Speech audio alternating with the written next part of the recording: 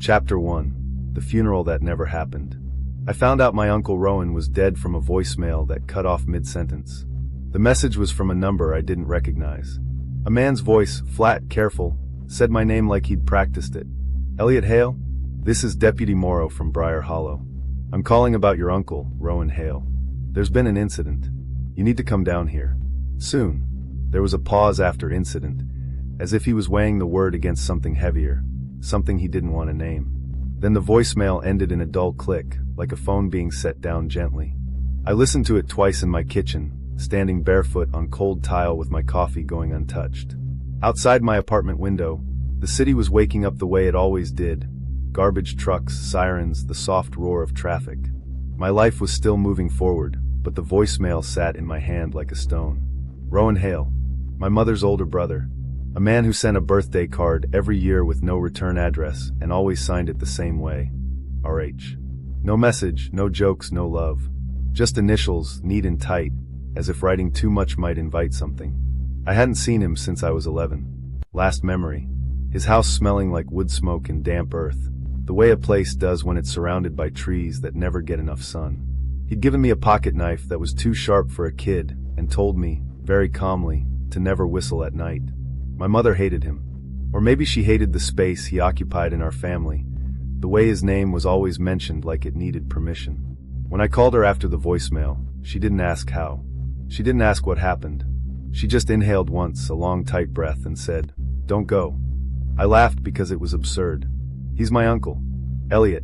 She said my name like she was trying to anchor me. "If he's dead, let him stay that way. Let the town handle it. There's nothing for you there." "What town?" She went quiet. "Mom. Briar Hollow," she said finally, and the way she said it, like the words were bitter, made my skin prickle. "He never left." "Of course he didn't." "I'm going," I told her. Her voice sharpened. "You don't understand what you're stepping into." "I understand a man died." I snapped and immediately regretted it. "I'm not going to pretend he didn't exist." "You always were stubborn," she said, softer now. "Just don't stay after dark." That was the last thing she said before hanging up. No goodbye. No be careful. Just that warning like it was an old rule, worn smooth by use. I packed that same afternoon. Not much, 2 changes of clothes, a hoodie, my laptop, phone charger, a flashlight without knowing why. My mind kept reaching for rational explanations the way you reach for a railing in the dark. A heart attack.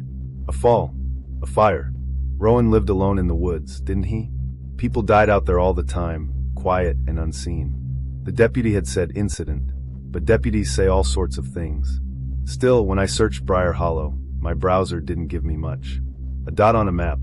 A few blurry photos of a general store, a church, and a sign painted with a thorny wreath, and the words "Welcome to Briar Hollow" in letters that looked hand-carved. No website. No Yelp. No articles.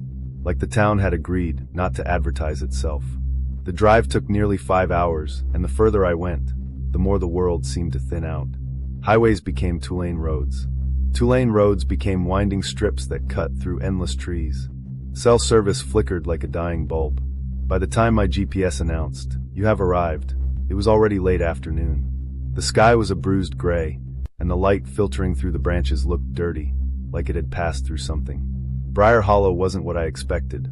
There were houses, sure, but they weren't clustered together like most small towns. They sat apart from one another as if everyone wanted distance, each home surrounded by trees and fences and silence. The main road was empty. No kids on bikes. No dogs barking. No music from open windows. It felt staged, like a town that had been built for the idea of people, not the reality of them. My GPS died completely when I pulled into the center, if you could call it that. A squat building with a faded sign that read Morrow's General stood beside a small post office. Across the road, a church with peeling white paint slumped behind dead shrubs. There was no cemetery, no visible gravestones, no field of markers, just woods. Woods everywhere. I parked and stepped out. The air smelled like cold soil and old leaves. Somewhere deep inside the forest, something made a sound like a branch bending under weight. Then it stopped. The general store bell jingled when I pushed the door open. The sound was bright and wrong in all that quiet. Inside it was dim. Shelves were stocked, but sparingly, and everything felt older than it should. Canned food with faded labels, dusty jars of hard candy, a rack of batteries that looked like they'd been there since I was a kid. A woman stood behind the counter, hands folded as if she'd been waiting for me. She was maybe in her late 60s, hair pulled back tight, eyes pale and sharp. She didn't smile. "You're Rowan's," she said. It wasn't a question. "My name's Elliot. Elliot Hale." She nodded once. "We heard. Not, I'm sorry. Not condolences. Just heard." "I got a call," I said. "From Deputy Morrow." Her gaze flicked toward the back of the store, where a doorway led into what I assumed was a small office. "He'll come. Sit if you want." There was a bench by the front window. I sat, and for a minute we existed in silence that felt thick enough to hold. Finally, I asked the question that had been tightening in my chest since the voicemail. "What happened to my uncle?" The woman didn't answer right away. She took a slow breath through her nose, then said, "He passed." "That's vague." Her eyes sharpened. "That's what it is." "Is there a funeral?" I asked. "A burial? Something?" The woman stared at me as if I'd asked something rude. Then she looked toward the front window, out at the treeline that pressed against the town like a crowd. "We don't do that here," she said. A chill slid down my spine, slow and deliberate. "You don't bury people?" I asked, half laughing again because it sounded insane. Her voice stayed even. "No." "Then what do you do?" That time she didn't answer at all. She just reached under the counter and pulled out a small notebook. She flipped through it and slid it toward me with a pen. "Sign in." I hesitated. "Why?" "Because you're here," she said. "We keep track." I wrote my name, then paused when I saw other names above it. Some were smudged, others written in the same careful hand. The dates beside them were recent. Most had no last names. At the end of the page, under the last line, someone had drawn a small symbol, a circle with a line through it, like a no sign, but the line was jagged like a crack. "What is that?" I asked, pointing. The woman snatched the notebook back so quickly it startled me. "Nothing you need." Before I could push further, the store bell jingled again. A man stepped inside wearing a sheriff's department jacket. He was tall, mid-40s, with a trimmed beard and eyes that looked tired in a way sleep couldn't fix. "Elliot Hale?" he asked. I stood. "Yes." "I'm Deputy Morrow," he said, then shook my hand. His grip was firm, but his palm was cold. "Thank you for coming. I'm sorry about your uncle." It was the first time anyone had said it, and it sounded rehearsed, like a line he was required to deliver. "Can you tell me what happened?" I asked. "No one's really." "I can," he said, and his eyes flicked briefly to the woman behind the counter. Something passed between them that I didn't understand. Then he nodded toward the door. "Let's go somewhere private." Outside, the light had shifted. The sky was darker now, the clouds thickening. The town looked even emptier than before, like it was holding its breath. Deputy Morrow led me to a small building set back from the road. What must have been the station. A single flagpole stood out front, flag limp. Inside, it was warmer but smelled faintly like damp paper. He guided me into a cramped office and closed the door. He didn't sit. He leaned against the desk with his arms crossed, studying me like he was trying to decide how much truth I could handle. "Your uncle was found yesterday," he began. "On the edge of his property." "Found by who?"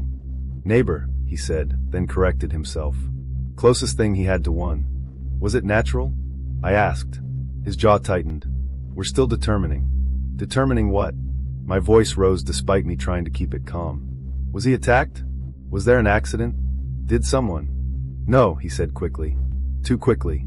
"No one did this. Not like you're thinking." "Then how?" He exhaled, rubbed a hand over his beard. "Your uncle lived by certain ways. He understood this place. He kept to himself. And he prepared. When the time came, he did what folks here do." My throat went dry. "Which is?"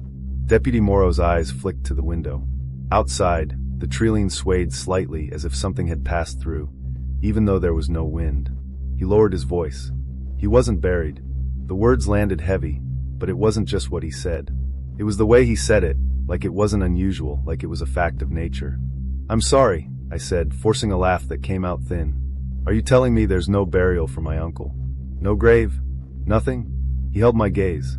"There will be a gathering." "A gathering," I repeated. "Like a memorial?" "Yes," he said. "At sunset." I glanced at my phone. No signal. The time read 5:12 p.m. My stomach tightened. "Sunset is soon." He nodded. "It is." "And what happens at this gathering?" I asked. For a moment, Deputy Morrow looked like he might actually tell me.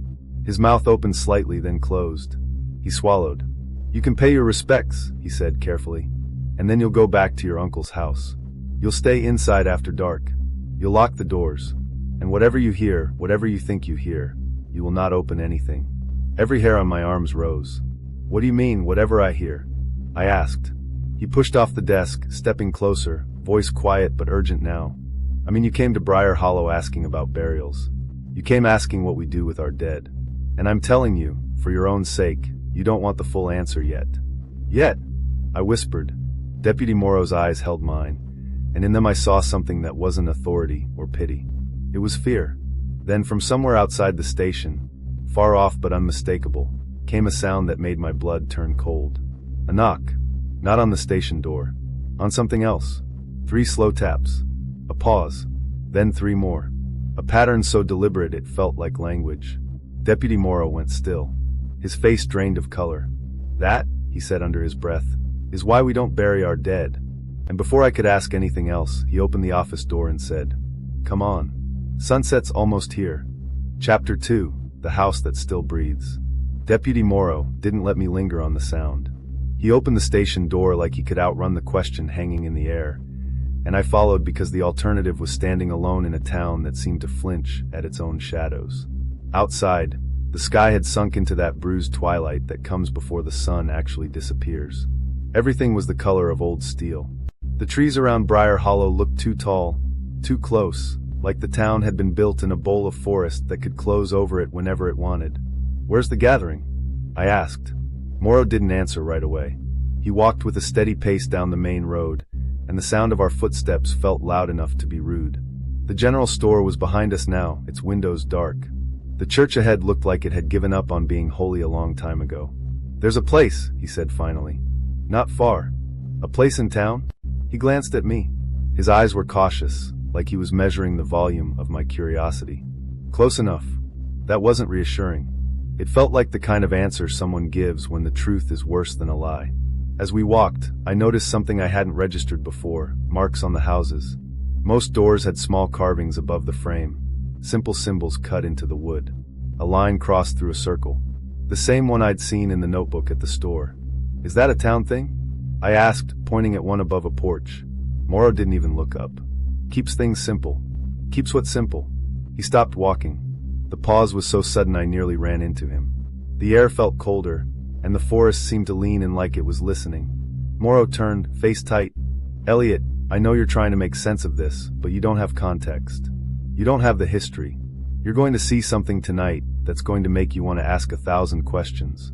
And you can ask them, just not out loud." My mouth went dry. "Why?"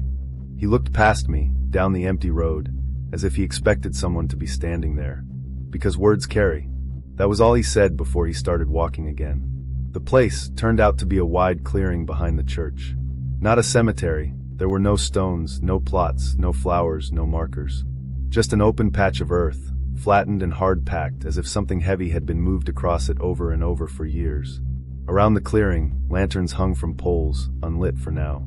And near the far end, a row of chairs had been arranged in a semicircle facing the treeline. The treeline, I realized, wasn't just trees. It was a wall. People were already gathered, maybe 30 of them, standing in small clusters, murmuring in low voices. Their clothes were dark, practical. No one looked like they had anywhere else to be. As soon as I stepped into the clearing, the murmurs thinned. Heads turned. Eyes found me. A stranger in a place that didn't want strangers. I felt my shoulders stiffen. The city part of me wanted to pull out my phone, call someone, make a joke, ground myself. But my phone was a dead brick. The other part of me, the part that remembered Rowan's pocket knife and the warning about whistling, wanted to keep my hands visible and my mouth shut. Morrow moved ahead, speaking quietly to an older man with a cap pulled low. They exchanged a few words, and then the man nodded and walked toward the center of the clearing. I stood near the edge, unsure what to do. No one approached to offer condolences. No one asked how I was holding up. It felt less like a funeral and more like an appointment everyone had agreed to keep. A woman about my age stood a few feet away, hands clasped in front of her. She had dark hair braided down her back, and her gaze was fixed on the treeline, as if she was watching for movement. I cleared my throat softly, testing the silence. "Excuse me." Her eyes flicked to me. Not unfriendly. Just guarded. "I'm Elliot," I said. "Rowan's nephew." She nodded once. "Lena, do you know what happened to him?" I asked. Her expression didn't change, but something in her eyes tightened. "Same thing that happens to everyone. Eventually."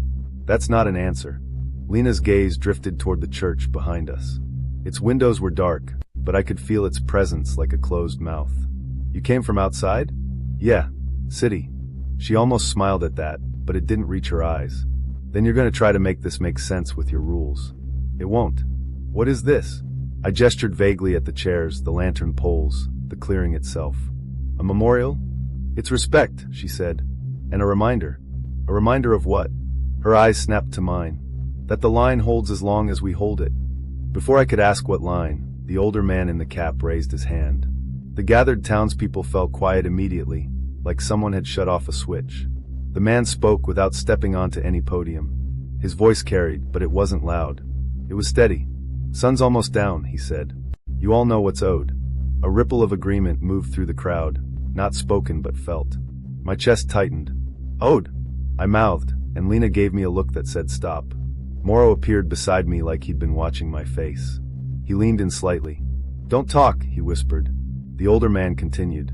"Rowan Hale kept his boundary, kept his word, kept us from paying in other ways."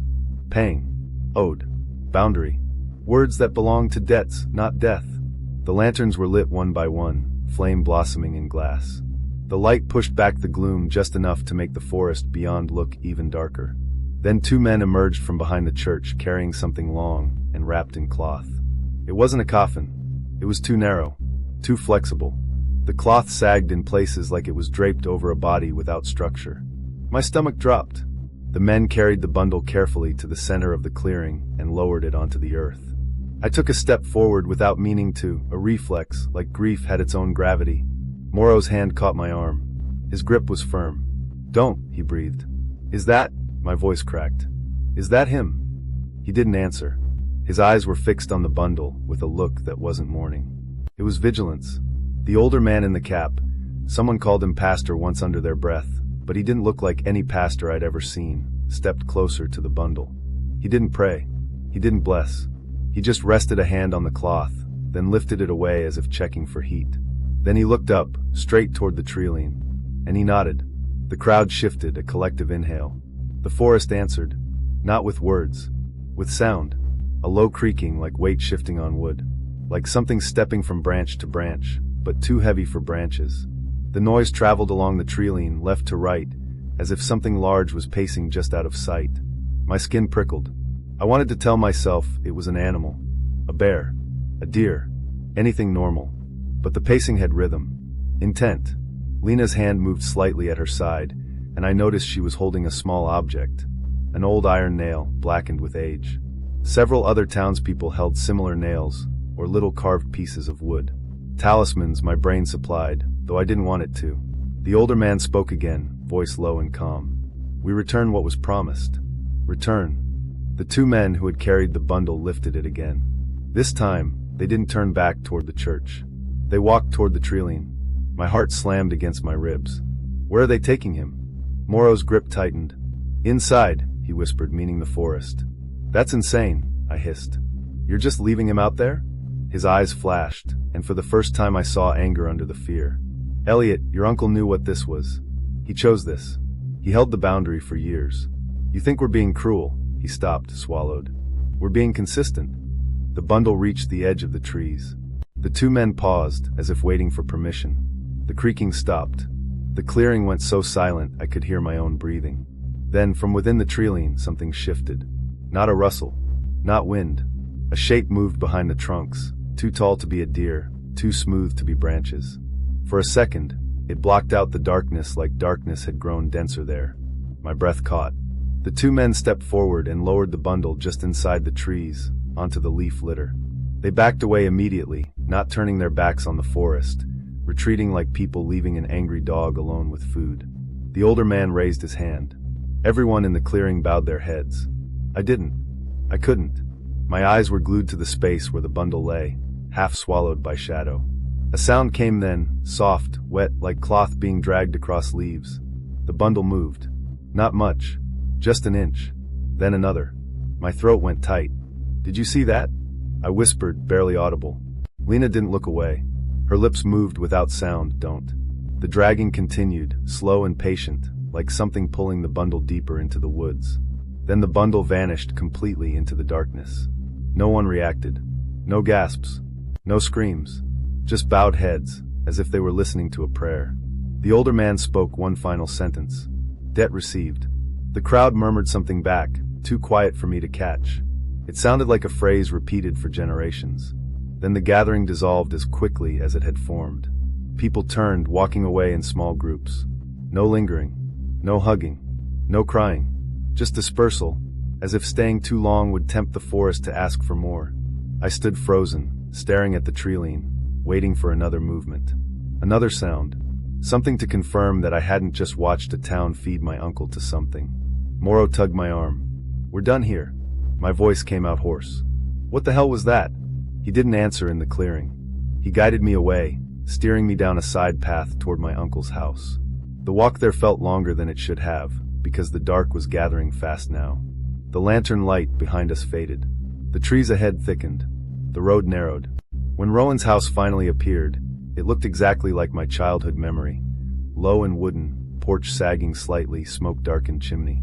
Except now it felt abandoned in a way that had nothing to do with death. Morrow handed me an old brass key. This is yours now legally. Paperwork later. I didn't take it at first. Deputy. Morrow, he corrected. Morrow, I said, forcing myself to breathe. Tell me what's going on. Tell me what you just gave my uncle to. His jaw tightened. He looked past me at the house, then at the trees around it. The forest pressed close, surrounding the property like a crowd at the edge of a stage. Your uncle called it the Hollow's Hunger, he said quietly. Some call it other things. Names don't matter. Yes, they do, I snapped. He stepped closer, voice dropping. Fine. You want a name? Around here we call it what it is. He pointed toward the darkening trees. The linekeeper. My stomach turned. What does that mean? It means, he said, as long as it's fed, it keeps what's inside the woods from coming out. I stared at him. And if it's not fed? Morrow's eyes held mine for a long moment. Then he said, then you wouldn't be standing here asking questions. He shoved the key gently into my hand. Go inside. Lock the doors. Curtains closed. Don't look out after dark. I'm not a child. He gave me a humorless half-smile. Tonight you are. He turned to leave, then paused at the bottom porch step. One more thing. I swallowed. What? If you hear knocking, his voice tightened. Don't answer it. Not even if it sounds like someone you love. My skin crawled. What if it's? It won't be, he cut in. And Elliot? Yeah. He looked back at the trees. Your uncle's house has rules. He wrote them down. Find them. Follow them. Then he walked away into the dusk, leaving me alone with Rowan Hale's silent house and the forest pressing in from every side. I stood on the porch for a moment, listening. At first, there was nothing but my own breathing and the faint creak of the porch boards beneath my shoes. Then somewhere in the woods, I heard it again. 3 slow taps. A pause. Then 3 more. Only this time, it wasn't far away. It was close enough that the sound seemed to come from somewhere just beyond the tree-line behind my uncle's house.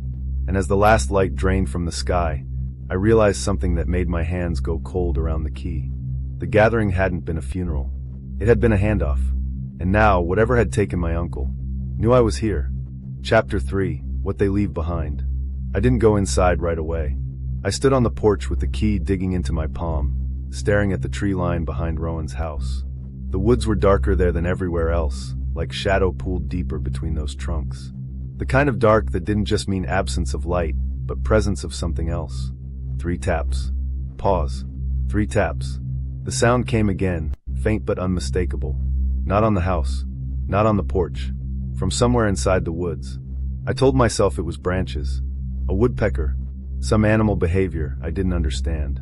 But lies fall apart when your body refuses to believe them. My heart was hammering too hard. My breath came shallow. My instincts were screaming. Morrow's words echoed in my head.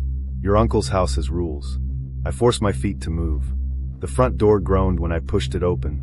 A long, tired creak like the house itself was waking up reluctantly. Cold air spilled out, carrying the stale scent of dust, wood smoke, and something faintly metallic underneath. I stepped inside and shut the door fast. The lock slid home with a thick, heavy click that sounded final in a way I didn't like. For a few seconds, I just stood there in the dark entryway listening. Nothing. No footsteps. No breathing. No tapping. Just silence thick enough to press against my ears. I flicked on my phone flashlight and swept the beam across the room. Rowan's living room was exactly how I remembered it. Small, simple, almost aggressively normal. Worn couch. Coffee table with rings from old mugs. A brick fireplace that hadn't been used in a while. Bookshelves filled with survival manuals, old paperbacks, and notebooks stacked horizontally, like someone had run out of space and just started piling. The house didn't look like the home of a madman. That somehow made it worse.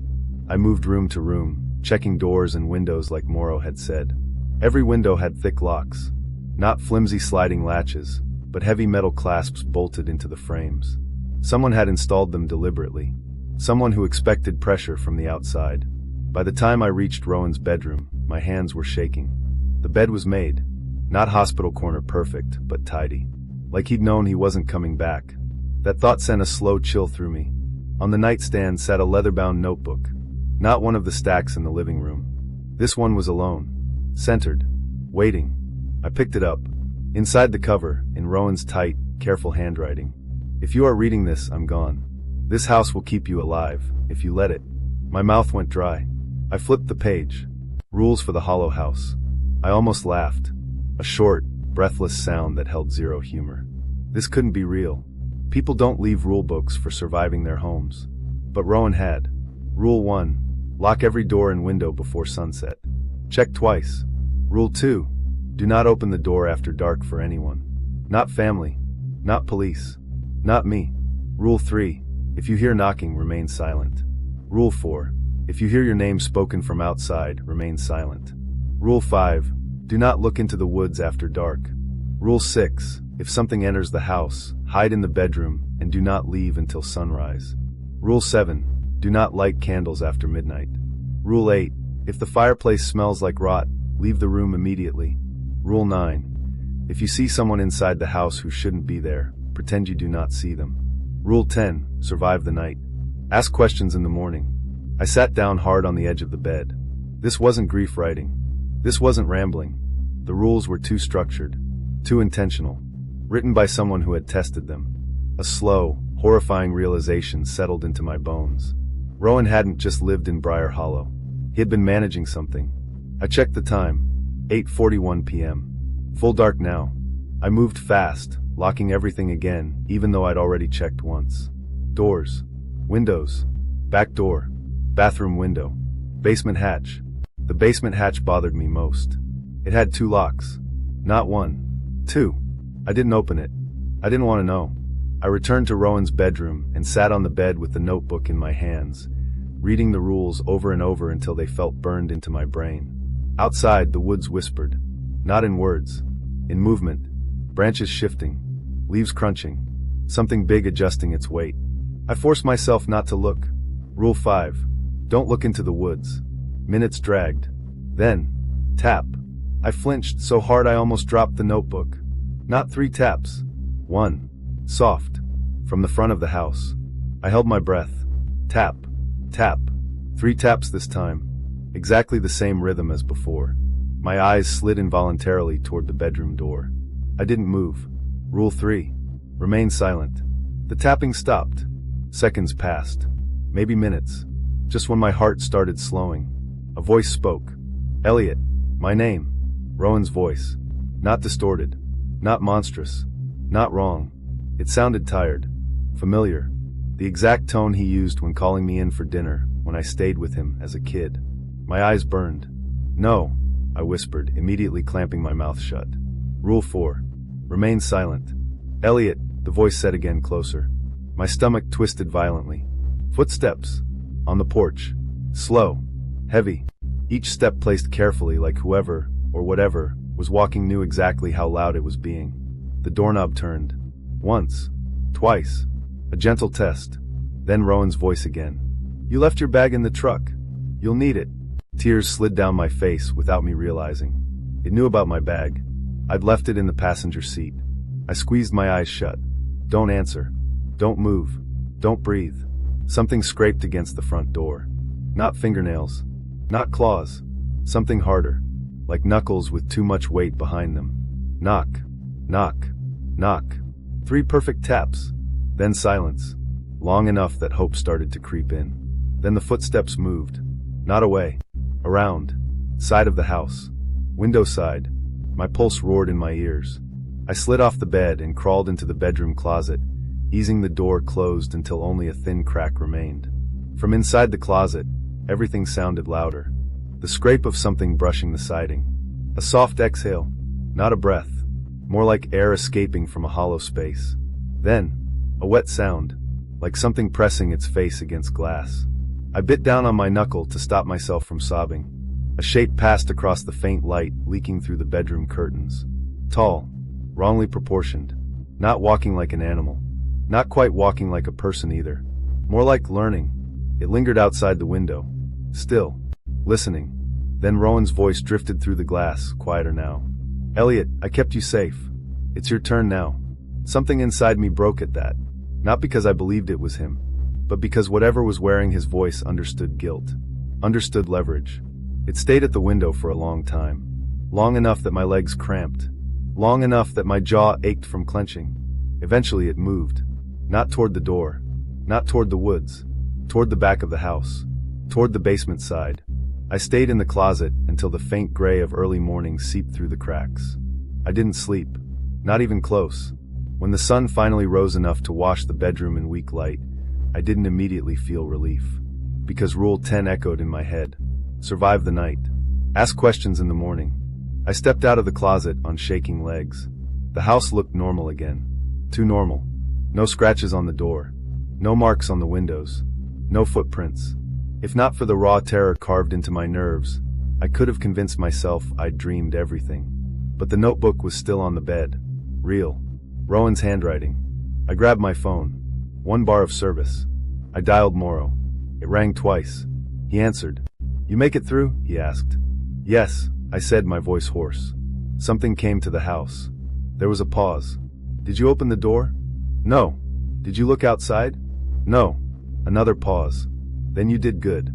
That thing used my uncle's voice, I said. It knew things. I know. What is it? Morrow exhaled slowly. Today, he said, you come to the station. We talk. I tell you what I can. And after that? Silence. Morrow, you're going to have to decide, he said carefully, whether you're leaving Briar Hollow or replacing your uncle. My blood went cold. Replacing him how? You saw the gathering, Morrow said. You saw what happens to the dead. That doesn't answer my question. It's the only answer you're going to get right now. The call ended. I stared at my phone. Replacing Rowan. Holding the boundary. Keeping the line. Feeding something in the woods. I looked down at my hands. They didn't look special. Didn't feel chosen. Just human. And humans break. Outside, from deep in the forest, something answered the rising sun with a sound that felt like a promise. Not a roar. Not a howl. A slow, patient exhale. Like something settling in. Like something that knew I wasn't leaving yet. Chapter 4. The Debt Beneath the Soil. The drive to the sheriff's station felt longer than it should have. Not in miles. Not in time. In weight. Every second stretched thin by the knowledge that whatever I'd survived last night wasn't an isolated incident. It wasn't a fluke. It was part of a system. A system my uncle had maintained. A system Morrow clearly understood better than he was letting on. Briar Hollow looked different in daylight. That disturbed me almost as much as the night had. Sunlight painted the town in warm, ordinary colors. Smoke curled from chimneys. Someone swept their porch. A woman walked her dog like it was any other sleepy rural morning. Normal life. That word felt rotten now. I kept seeing the clearing in my mind. The kneeling figures. The soil-swallowing bodies. The absence of graves. No one in this town buries their dead. I parked in front of the station. The building was small. 2-story brick. Faded flag out front. A place that looked incapable of holding cosmic horrors or ancient pacts or impossible truths. Morrow was waiting inside. He didn't greet me. Didn't offer coffee. Didn't pretend we were having a casual conversation. He led me into his office and shut the door. Then he locked it. Before we talk, he said, I need to know something. I sat. He stayed standing. When it spoke to you last night, he said, what did it want? I thought about Rowan's voice at the door. I kept you safe. It's your turn now. It wanted me to take my uncle's place, I said. Morrow closed his eyes briefly. That's what I was afraid of. I felt anger spark through the fear. You're acting like this is normal. It isn't, he said. But it's expected. Expected by who? He walked to a filing cabinet and pulled out a thick, battered folder. No labels. No markings. Just age. He set it on the desk between us. Briar Hollow doesn't exist on any official map before 1928, he said. No founding records. No land grants. No settlement logs. Then how? It was already here, he said. I stared at him. People didn't build Briar Hollow, he continued. They found it. He opened the folder. Inside were yellowed photographs. Old ones. Black and white. Men in suspenders standing beside massive tree trunks. Women in long dresses posed stiffly in front of cabins. Every photo had something wrong with it. Not obvious. Subtle. A blur in the background. A shadow too tall. A dark shape between trees that wasn't quite tree-shaped. First documented disappearance was 1929, Morrow said. Logging crew. 7 men. Vanished overnight. Their camp still standing. Food still cooking. No bodies. My mouth felt dry. The people who moved in after noticed patterns, he continued. Livestock going missing. Voices in the woods. Shapes walking between trees after sunset. What did they do? I asked. They tried leaving. I already knew the answer before he said it. They died, he said. Not all at once. Not dramatically. One by one. Accidents. Suicide. Madness. Heart attacks. Fires. So they stayed. Yes. And the dead? I asked. Why don't they bury them? Morrow leaned forward. Because burial feeds it. Cold spread through me. Feeds what? The thing under the woods, he said. Not on the surface. Not fully in this world. Something old. Something incomplete. He tapped the folder. The early settlers figured out something by accident. When they stopped burying their dead, the activity changed. Changed how? Less violent, he said. More controlled. I shook my head. So they just leave bodies lying around? No, he said. They give them back. A knot formed in my stomach. Back to what? The ground beneath Briar Hollow isn't normal soil, Morrow said. It's porous in ways we don't understand. Hollow in ways that don't show up on scans. You're telling me the earth eats people. I'm telling you something below the earth does. I thought of the clearing. The body's sinking. Not decomposing. Being absorbed. Rowan learned the rules, Morrow said. His father learned them from the man before him. That man learned them from someone else. Learned what rules? I asked. The rules for keeping the thing satisfied without letting it take freely. My pulse pounded. You mean sacrifices? Morrow didn't correct me. They don't kill people, he said. Not directly. But when someone dies in Briar Hollow, naturally or otherwise, there are procedures. No burial. No headstone. No ceremony. They place the body where the ground opens. And if they don't? Morrow met my eyes. It takes someone anyway. The room felt too small. So Rowan's job was to monitor, he said. To watch patterns. To notice changes. To be the first line of contact when something shifts. What shifted? Morrow exhaled. About a year ago, the rules started failing. My stomach dropped. Failing how? More sightings. More voices. More things entering houses. Like last night. The thing is getting hungrier, Morrow said. And Rowan? He tried to compensate. How? By offering himself. The words landed like a gunshot. No, I said. That's not. He knew he was dying, Morrow said. Cancer. Late stage. He didn't tell you because he didn't want you involved. My vision blurred. He believed if he went into the ground alive, willingly, it would buy time. Did it? For a while. My hands were shaking. So why me? Morrow hesitated. Bloodlines matter. I stared at him. Direct relatives have a stronger presence. The thing recognizes continuity. That's insane. That's Briar Hollow. I stood up. I'm leaving. Morrow didn't try to stop me. You can try, he said. But I need to tell you what happens to people who run. I don't care. They start seeing things, he said. Hearing voices. Shadows at night. Accidents follow them. I froze. Not just here, he added. Wherever they go. I turned slowly. You're saying it follows.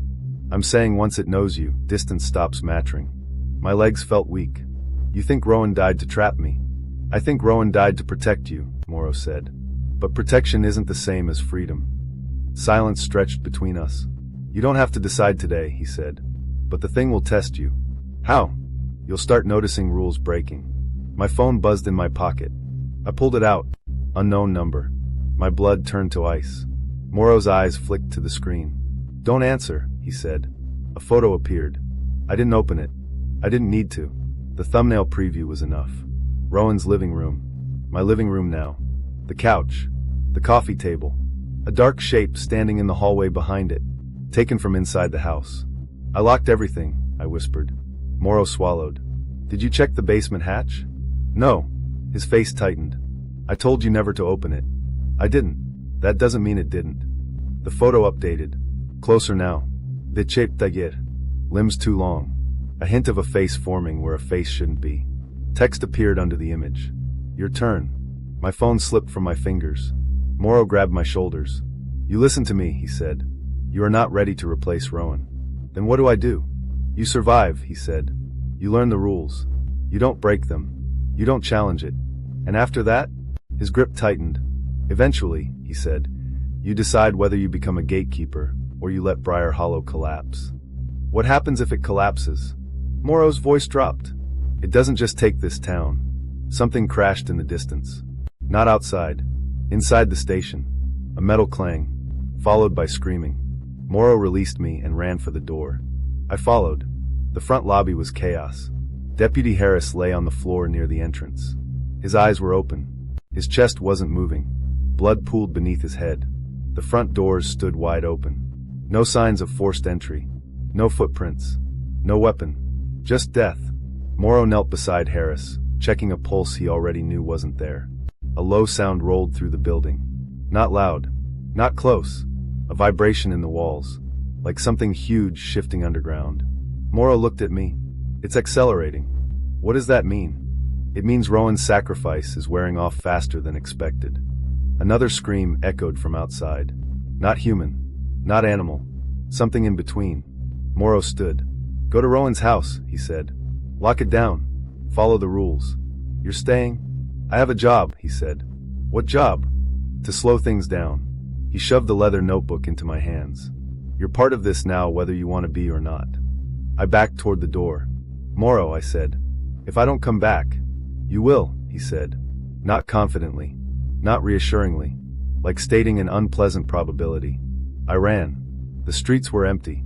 Too empty. No neighbors. No dogs. No cars. Just wind moving through trees.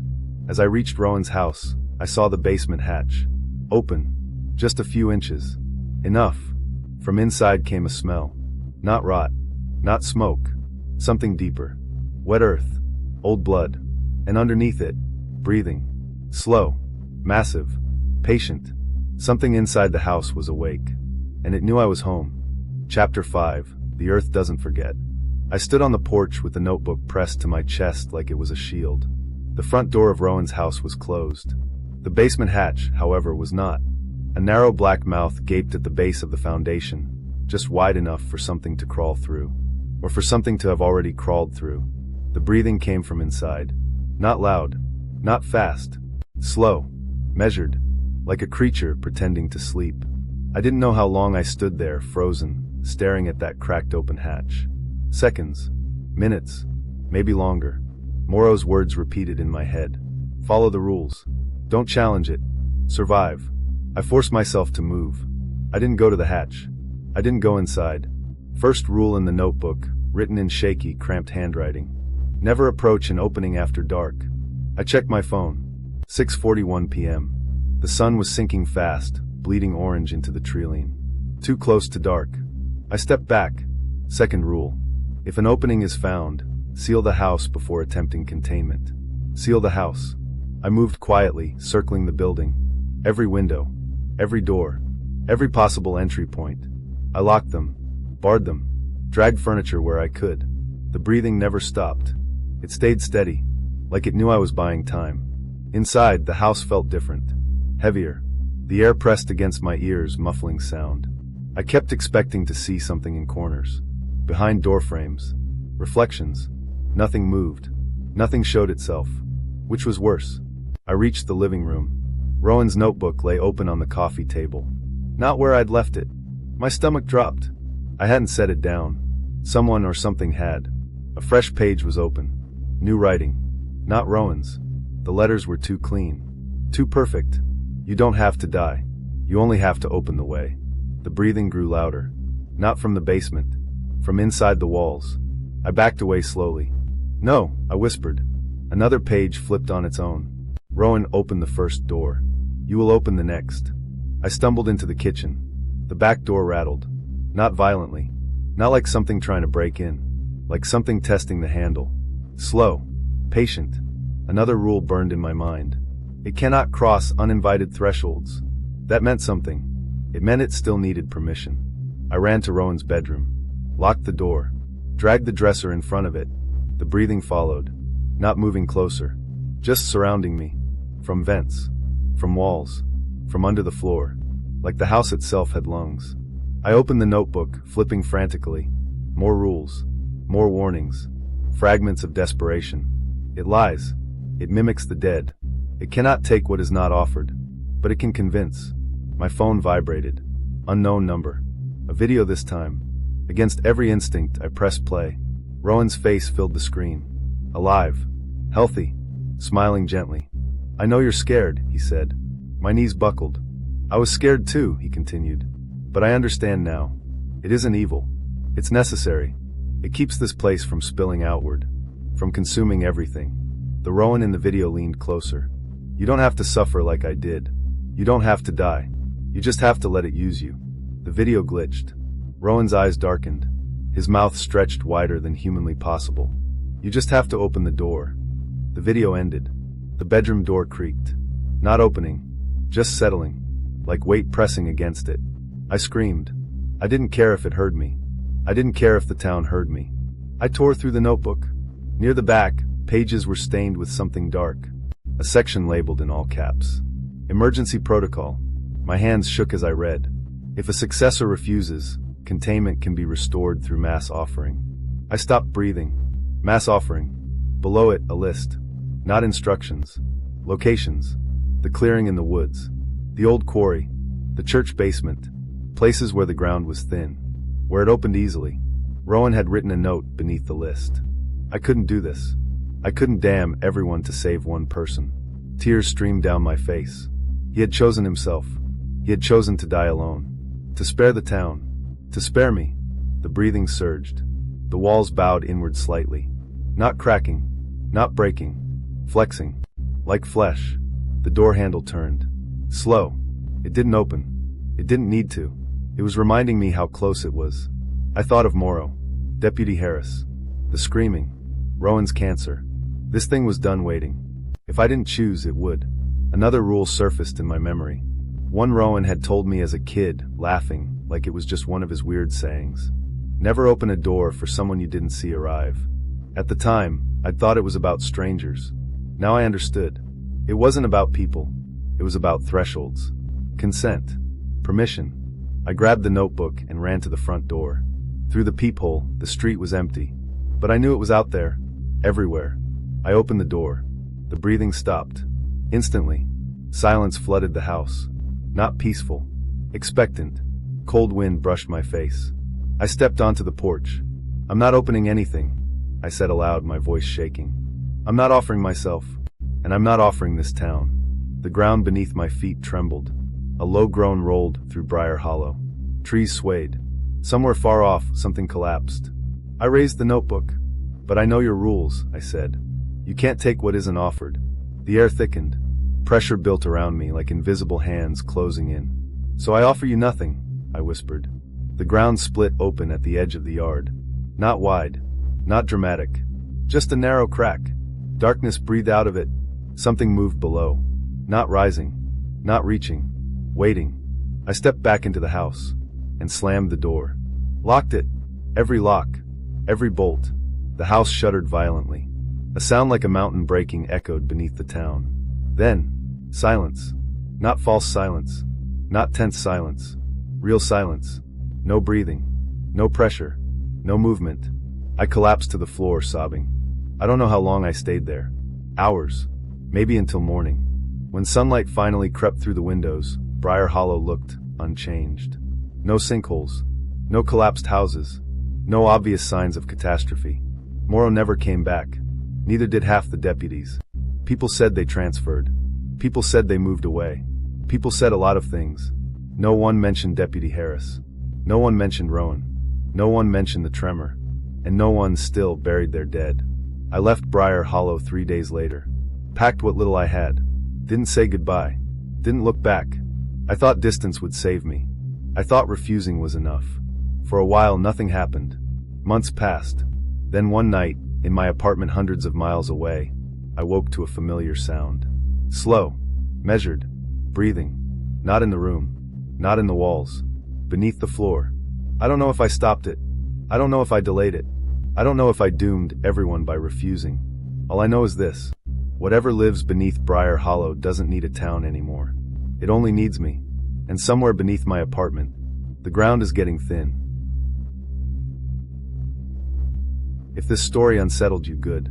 That means it did its job. But here's the real question. What would you have done if you were there? Would you have run, or stayed to see the truth? Tell me in the comments. I read them all. If you enjoyed this nightmare, don't forget to like the video. It helps the channel grow, and lets me know you want more stories like this. And if you don't want to face the next horror alone, subscribe and turn on notifications. There are more stories waiting for you. Dark ones, disturbing ones, and some that won't let you sleep. Until next time, lock your doors, check behind you, and remember, some horrors don't end when the story does.